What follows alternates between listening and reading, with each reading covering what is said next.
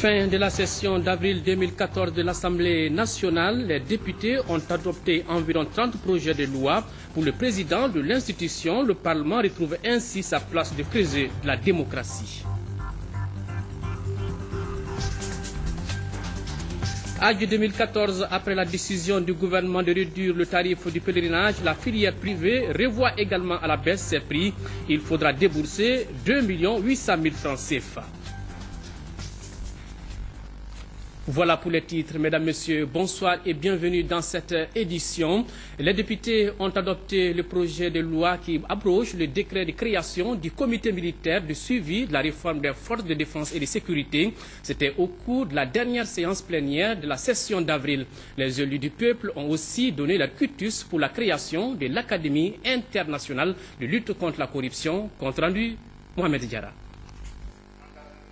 Faudrait-il abroger ou non la loi portant création du comité militaire de suivi de la réforme des forces de défense et de sécurité? Le ministre de la Défense et des anciens combattants était face aux députés pour défendre le projet de loi de dissolution de ces structures créées sous la transition. Première interrogation des députés, la création de ce comité était-il nécessaire à l'époque? C'était un élément de sortie de crise. S'il n'y avait pas ce comité de suivi, on ne serait pas là. On ne serait pas là. Ça, c'est très important. Ce comité de suivi a permis, nous qui revendiquons vraiment l'établissement des autorités constitutionnelles, ce comité de crise a permis vraiment l'existence de ça. J'ai simplement une proposition à faire, il faut retirer ce rapport-là.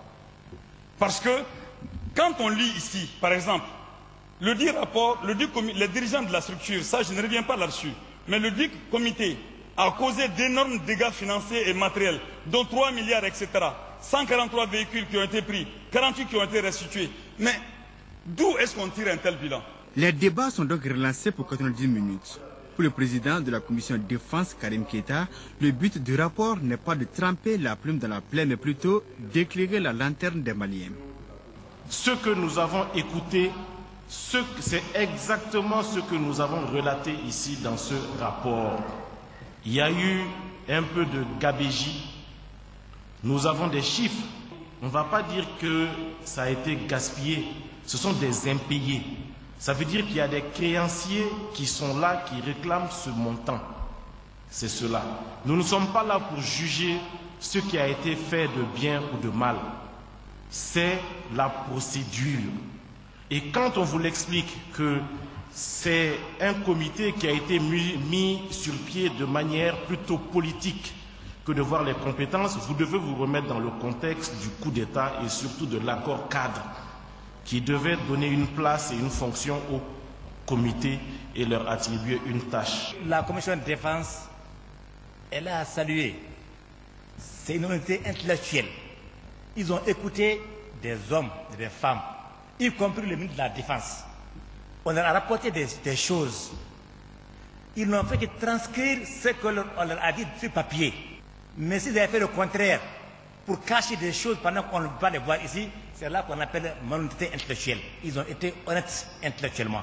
Le ministre de la Défense, lui, a réservé ses développements à l'avenir de la Grande Muette. J'ai retenu 2 questions précises. La première relative à la récupération possible des biens meubles et immobiliers. Récupération pour laquelle il y a une commission en pied d'œuvre. Et la deuxième maintenant, c'est par rapport aux mesures prises pour remettre un peu l'armée en l'état. J'avoue qu'il y a plusieurs chantiers aussi qui sont en cours, qui nous permettront très prochainement d'avoir le format d'armée que nous souhaitons, avec votre concours évidemment. Je retiens que les désordres a ses facilités, l'ordre a ses exigences. Ceci dit, Djiri Foura Béné, au cours de Djiri Salah, les hommes passent, les chefs passent, l'armée demeure. D'autres que nous sont passés par là. En son temps, dans d'autres circonstances, nos aînés ont relevé des défis. Aussi, nous concernant, l'espoir est permis. Si et seulement si cet espoir s'abreuve du souvenir de nos morts, s'entretient toujours, chacun à son niveau, en essayant de répondre à 4 questions essentielles. Défendre quoi? La patrie de nos ancêtres. Contre quoi? Contre toute forme d'agression, autant militaire que non militaire. Avec quoi? Avec les moyens que vous allez mettre à notre disposition. Après une séance houleuse, le projet de loi a été finalement adopté à l'unanimité des 131 députés présents. Les élus de la nation ont aussi donné leur quitus pour la création de l'Académie internationale de lutte contre la corruption.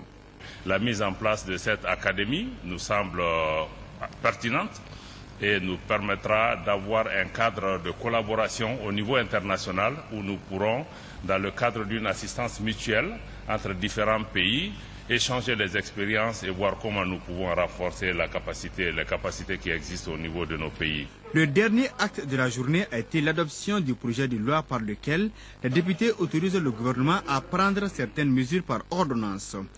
Au chapitre de communication, les représentants du peuple ont été informés de la dissolution du groupe parlementaire Phare Sadi, les députés du parti Phare ayant rejoint le groupe parlementaire RPM.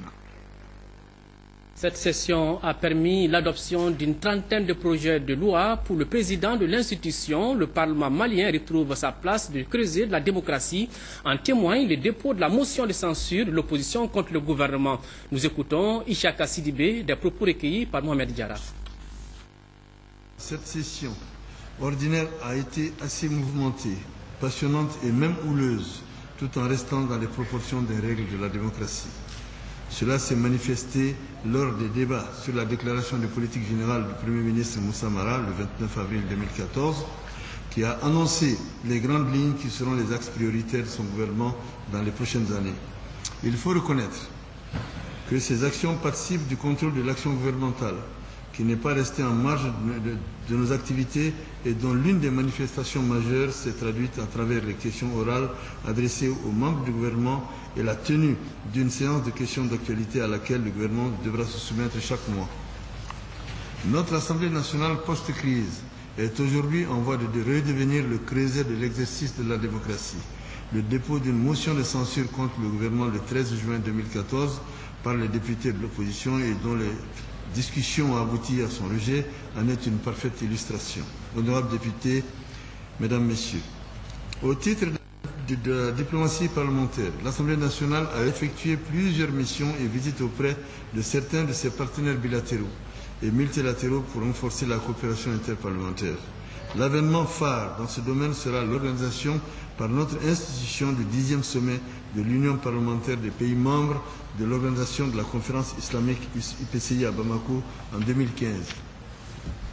Cela dénote de la marque de confiance en notre pays et en notre institution. Il en est de même de l'allocution de son Excellence Monsef Marzouki, président de la République tunisienne, le 21 juin 2014 devant notre auguste Assemblée. Cette diplomatie parlementaire que nous voulons promouvoir sera au service exclusif de notre politique étrangère, qui ne ménage aucun effort pour aboutir à un accord avec les groupes armés au nord du pays. C'est pourquoi l'Assemblée nationale se réjouit de la nomination d'un médiateur national pour les pourparlers intermaliens en la personne de l'ancien Premier ministre Modibo Keïta par son Excellence M. Ibrahim Boubacar Keïta, le président de la République.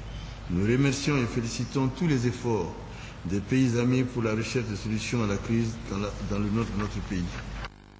Sur un tout autre plan, le ministère de l'économie et des finances et la Banque mondiale ont signé ce matin un protocole d'accord. Ce partenariat permettra de développer le crédit bail et de promouvoir l'investissement au Mali. Cette première phase, qui s'étale sur 2 ans, va mobiliser plus de 72 millions de francs CFA. Moussa Fane nous en parle.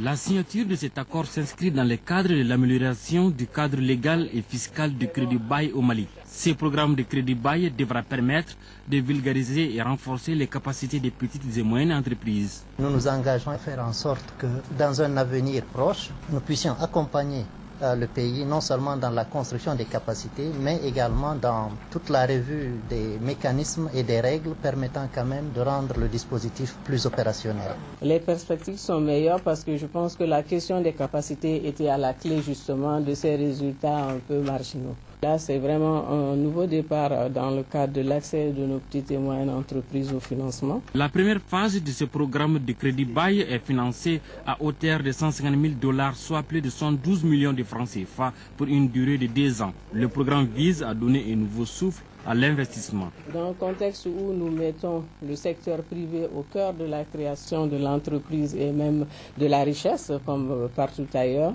c'est très important de les aider à avoir un cadre qui leur permet vraiment d'accéder au financement approprié selon leurs capacités et leur surface financière. Dans ce contexte-là, le crédit bail est vraiment le bienvenu pour les aider à avancer. La signature de ce document devra aussi permettre de créer un comité national pour le développement du crédit bail au Mali. Le renforcement des capacités des agents des établissements de microfinance et des banquiers s'étendra à toutes les grandes villes du Mali.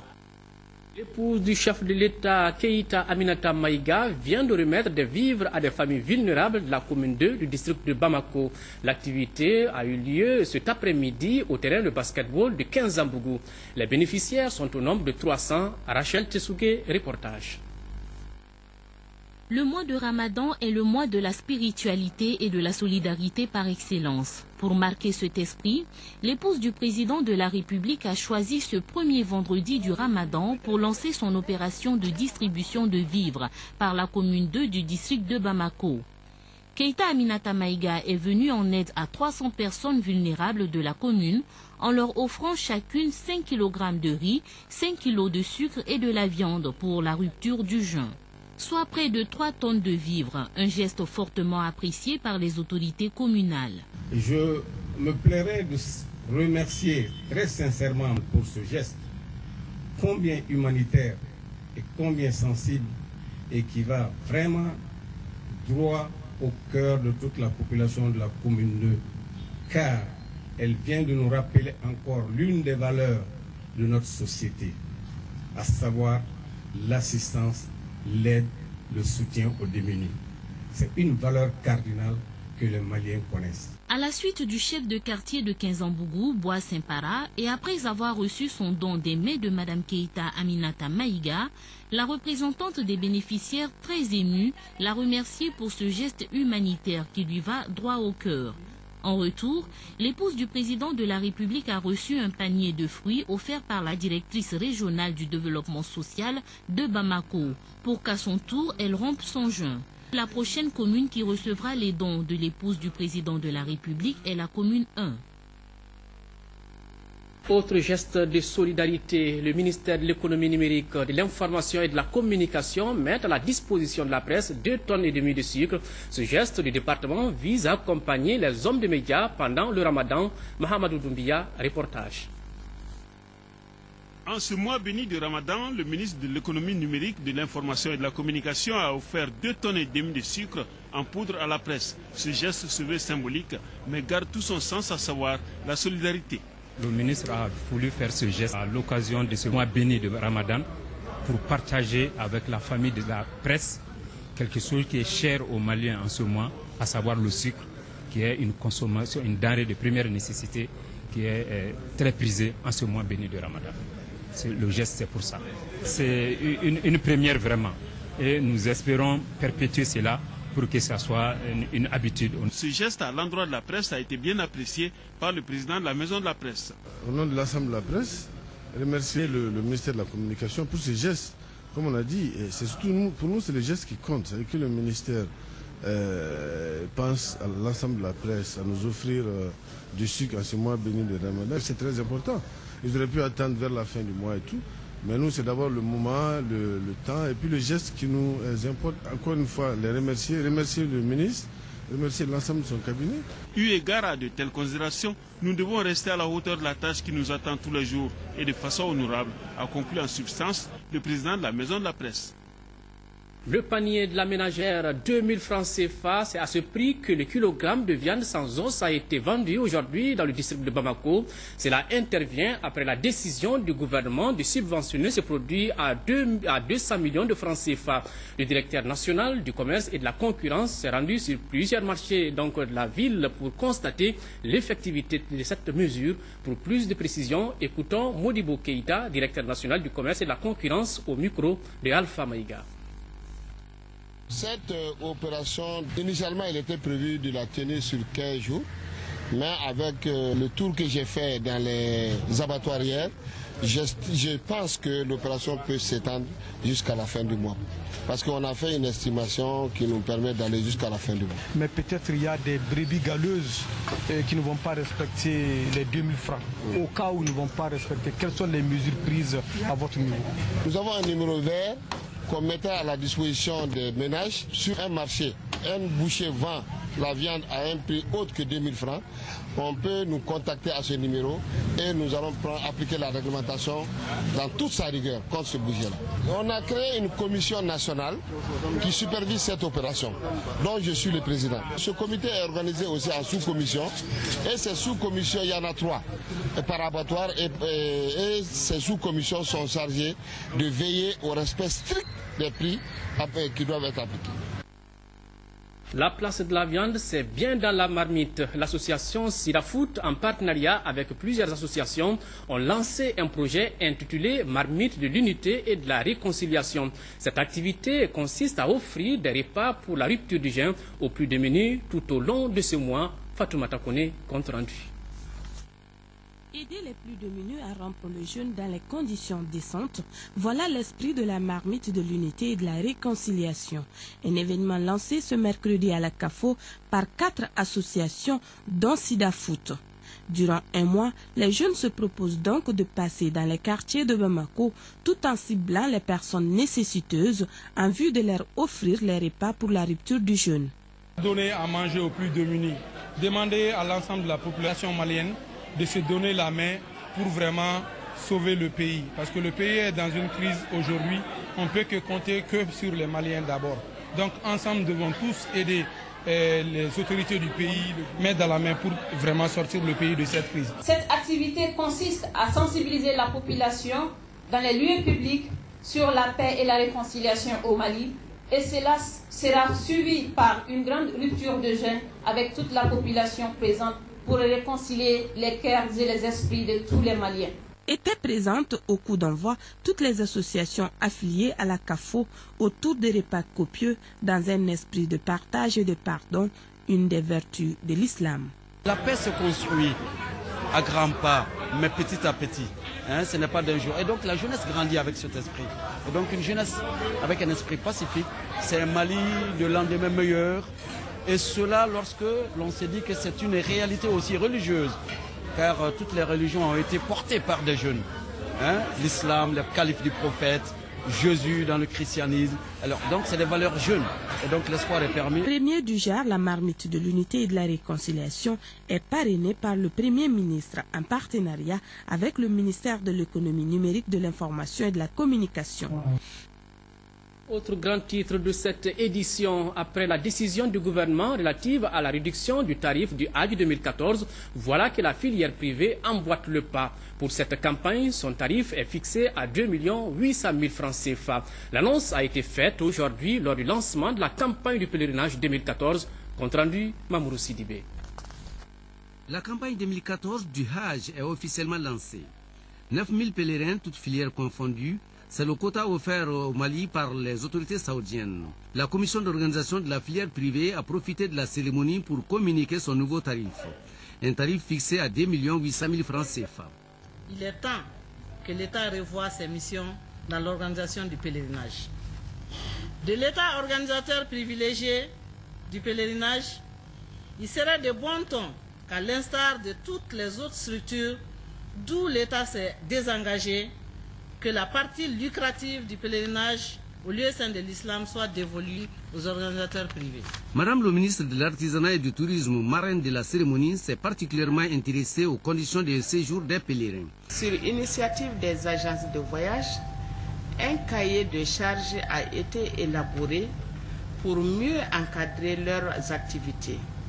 Je précise ici que j'attache du prix au respect de l'application et du suivi correct de ce cahier de charges. C'est pour vous dire combien mon département est concerné par l'organisation du Hajj. Le ministre des Affaires religieuses et du culte, quant à lui, répond à certains problèmes d'ordre organisationnel évoqués par les pèlerins. On a énuméré des difficultés. Je crois que les responsabilités sont partagées. Au niveau de l'organisation, évidemment, pour la filière gouvernementale, surtout ici, évidemment, des lenteurs de reprocher au système. Je crois qu'on va tout harmoniser. Mais aussi, il y a la responsabilité des partenaires, notamment la filière privée, les agences. Une floraison d'agences qui n'a pas ses raisons d'être. Dans tous les cas, Les pèlerins souhaitent la présence physique du ministre Diallo à la Mecque pour que le Hajj se passe à hauteur des souhaits. La cérémonie de lancement a débuté par la lecture du Saint-Coran pour se terminer par les bénédictions. Assainissement à présent, Ecobank a procédé ce matin au lancement officiel de son opération de curage du collecteur naturel de Diafaranako. Cette opération va coûter à l'institution financière 22 millions de francs CFA. Reportage Abdraman Maïga. 3 semaines pour libérer totalement les servitudes des cours d'eau avec en toile de fond, garantir un écoulement rapide des eaux de pluie et offrir aux riverains de Diafaranako un meilleur cadre de vie. Voilà l'exercice auquel s'attelle la Banque panafricaine à travers ce lancement. Les travaux portent essentiellement sur le curage et l'évacuation des déblais sur une distance totale de 867 mètres, allant de la Banque internationale pour le Mali au fleuve Niger.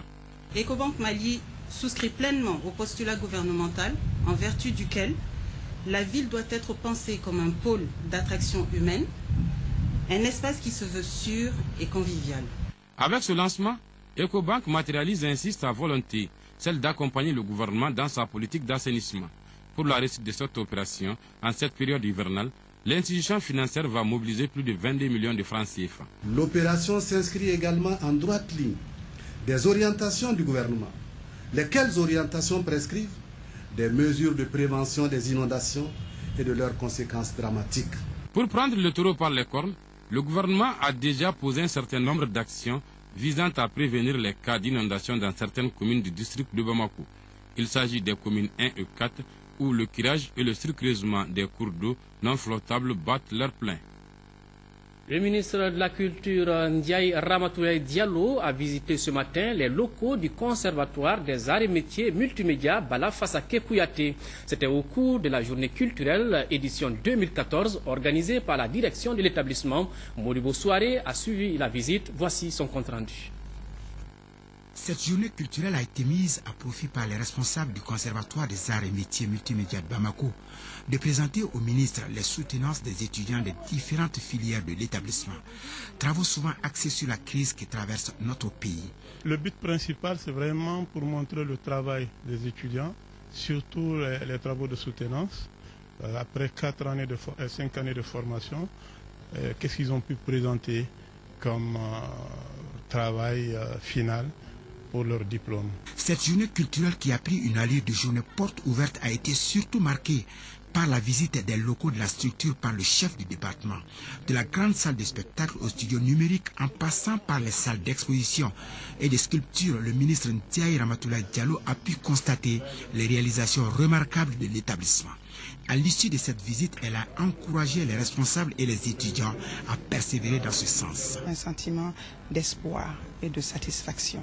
Vous avez vu avec nous que l'école est bien outillée, bien équipée, bien propre, bien entretenue. Nous avons programmé cette visite à la période de soutenance des étudiants. Ce que nous avons vu comme œuvre d'art, comme prestation des étudiants donne espoir. Le Conservatoire des Arts et Métiers Multimédia Bala Fassaké Kouyaté est un établissement d'enseignement supérieur qui assure à la fois une formation professionnelle des créateurs dans le domaine des arts plastiques, de la musique, de la danse, des métiers multimédia et du théâtre.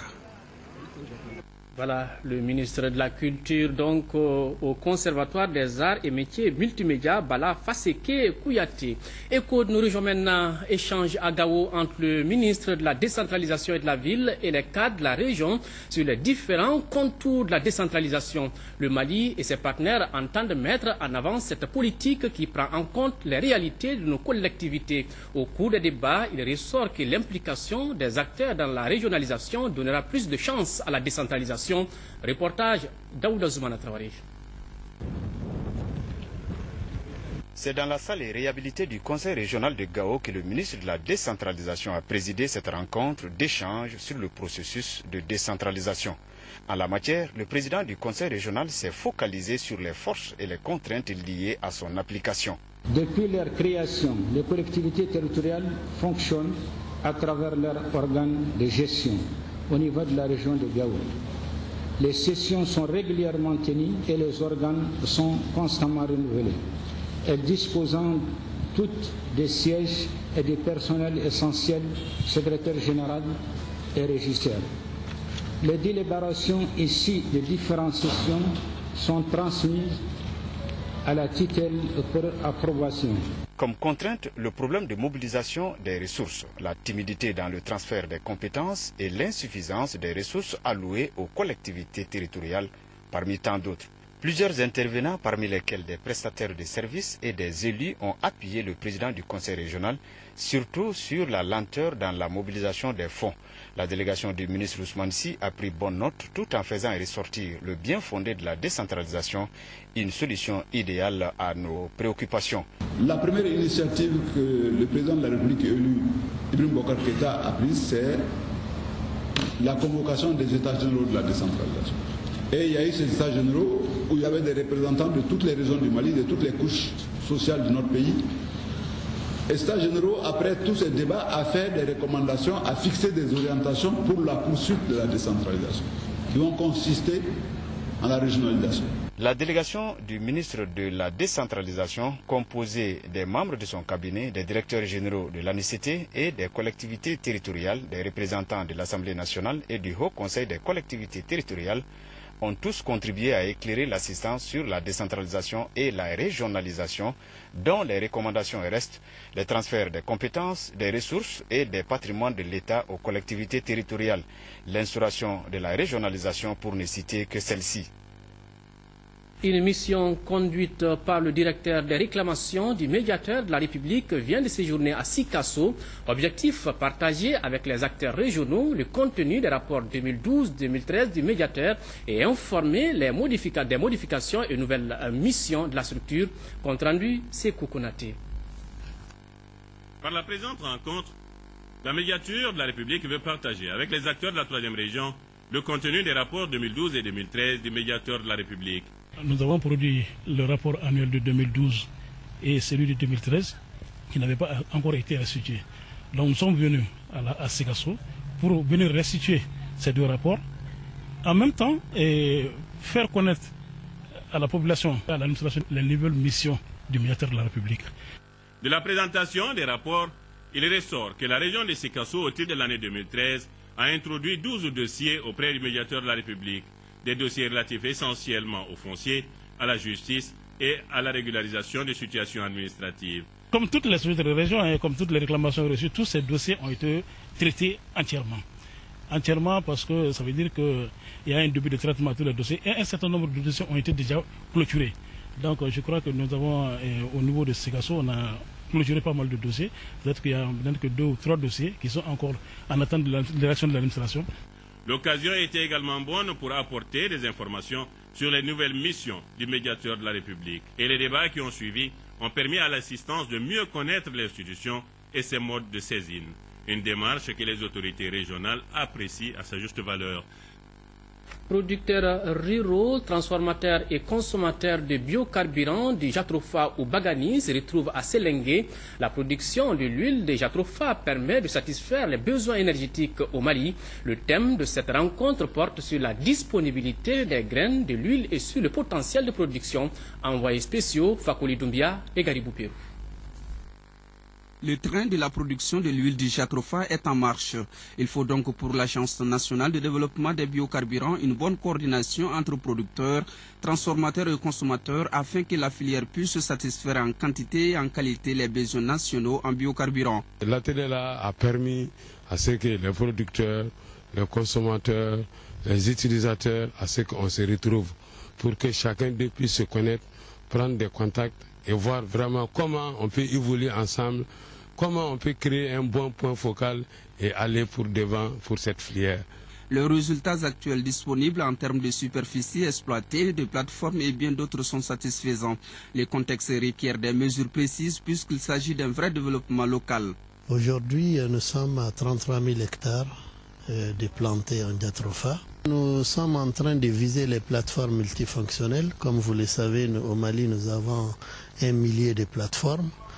Et notre objectif, c'est d'alimenter toutes ces plateformes avec du biocarburant.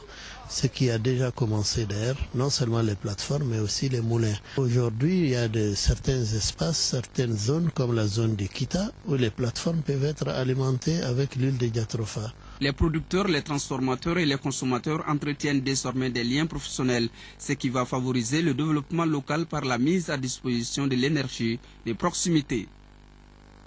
Une cérémonie solennelle de prestation de serment s'est tenue à la Cour suprême de Bamako.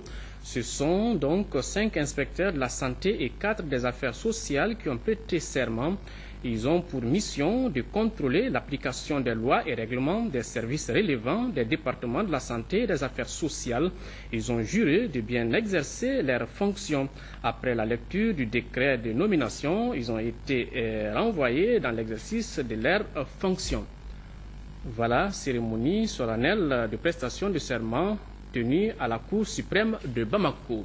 Le 34e régiment des blindés a réuni tout le personnel de son arme pour une nouvelle vision du corps.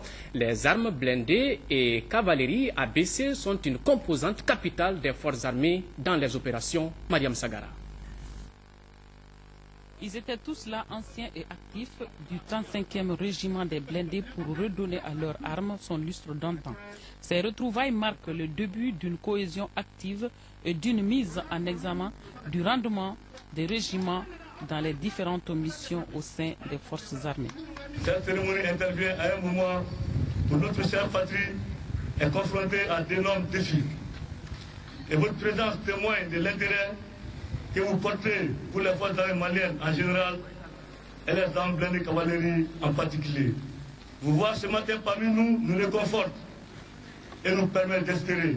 Nous avons maintenant un devoir de réussite, de montrer au peuple malien que l'armée malienne est en train de trébucher aussi, mais qu'on va se réussir. Toutes les armées ont passé des périodes difficiles. Nous, on a atteint un niveau difficile, très difficile même, mais dans la cohésion, dans le professionnalisme et surtout l'accompagnement de nos parents civils, je pense que l'armée va franchir ces caps. Les ABC ne comptent plus rester là. Ils vont, avec les anciens, dynamiser leur stratégie opérationnelle pour suivre l'exemple des anciennes gloires des armes blindées. Le pays traverse une période très dure. Or, les forces armées, ce qu'on nous a appris, même si le Mali devait se transformer en volcan, eh bien, les forces armées de sécurité seraient les derniers à être emportés par les laves. C'est ce qu'on nous a appris. C'est ce que nous avons transmis. La situation aujourd'hui, elle n'est pas désespérée du tout. Il suffit d'abord de s'armer de courage, de patriotisme qui est nécessaire, se donner la main pour travailler et relever les défis qui est lancé. Ce n'est pas impossible du tout. Au cours de cette fête traditionnelle, l'accent a été mis sur les événements de Kidal et la recherche des solutions pour la reconstruction d'une armée forte, unie et confiante. C'était là donc le 35e régiment des blindés. Sport football, le sélectionneur des Aigles du Mali a animé un point de presse. Henri Kasperzak a fait le point des 4 rencontres amicales que les Aigles viennent d'effectuer. Reportage Al Jumatina. Arrivé à la tête des Aigles il y a quelques mois, le sélectionneur franco-polonais Henri Kasperzak, entouré de son staff, a rencontré les journalistes sportifs pour faire le point des matchs amicaux qu'il vient d'effectuer depuis son arrivée. Au total, les Aigles ont livré 4 rencontres amicales. Un but partout contre le Sénégal, défaite 1-2 devant la Guinée-Conakry et la Croatie. Et victoire 3-1 sur la Chine, tout récemment avec une équipe composée majoritairement par des joueurs locaux. Au-delà des résultats, le sélectionneur national a pu tirer des enseignements. Aujourd'hui, j'ai encore une vision plus profonde par rapport effectif de cette équipe nationale.